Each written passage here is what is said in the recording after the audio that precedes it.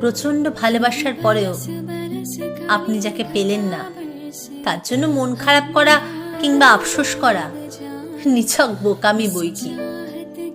আফসোস তো সে করবে যে আপনার কাছ থেকে এত ভালোবাসা, যত্ন, আদর পাওয়ার পরেও আরেকটু ভালো থাকার জন্য অন্য কাউকে বেছে নিয়েছে। ভালোবাসার মানুষটাকে মুক্ত করে দিতে হয়, যাতে মানুষটা অন্তত দেখতে পারে পৃথিবীর আর কেউ তাকে ঠিক আপনার মতো করে ভালোবাসতে পারে কিনা, বুঝতে পারে কিনা। আর যখন সেই মানুষটা পুরো পৃথিবী ঘুরেও আপনার মতো কাউকে পাবে না, ঠিক তখন চরম আফসোস করবে, নিজেকে সান্ত্বনা দেওয়ার ভাষা হারিয়ে ফেলবে। আপনাকে কষ্ট দিয়ে অন্য কোথাও সুখ সে কোনোদিনও পাবে না, এটা নিশ্চিত থাকুন।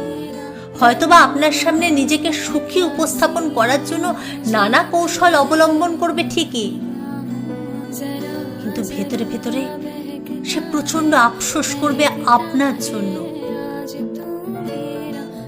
পৃথিবীতে আজকাল প্রকৃত ভালোবাসা যে বড্ড দুর্লভ। যে মানুষ সামান্য একটু সুখের লোভে কারো ভালোবাসাকে অবজ্ঞা করে, সে মানুষ আর কোনোদিনও ভালোবাসা পায় না। কেননা ভালোবাসার মাঝে যে প্রকৃত সুখ তা অনেক মানুষেরই অজানা।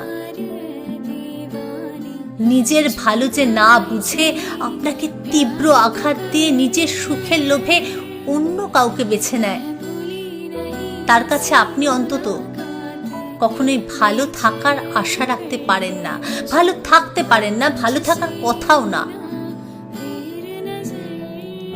মনে রাখবেন, যাকে প্রচন্ড ভালোবাসা যায় তার থেকে যে প্রচন্ড ভালোবাসে তাকে হারানোর বেদনা অধিক কষ্টের এবং যন্ত্রণাদায়কও বটে। আজ ভালোবাসার মানুষটাকে না পেয়ে আপনি যে আঘাত পাচ্ছেন, নিজেকে তিলে তিলে শেষ করে দিচ্ছেন, সেই মানুষটাও একটা সময় ঠিক আপনার থেকে দ্বিগুণ কষ্ট পাবে।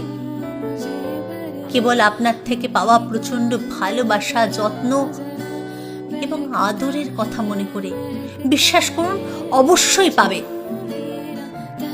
ভালোবাসার সময় কখনোই কারো কাছে তার দেনা পাওনা বাকি রাখে না, সময় মতো সুদে আসলে সব শোধ করে দেয়। অতঃপর আপনি একটা সময় ঠিকই তার স্বার্থপরতার কথা ভেবে নিজেকে বদলে নেবেন, গুছিয়ে নেবেন, কষ্টকে জয় করে নিজে ভালো থাকা শিখে নেবেন।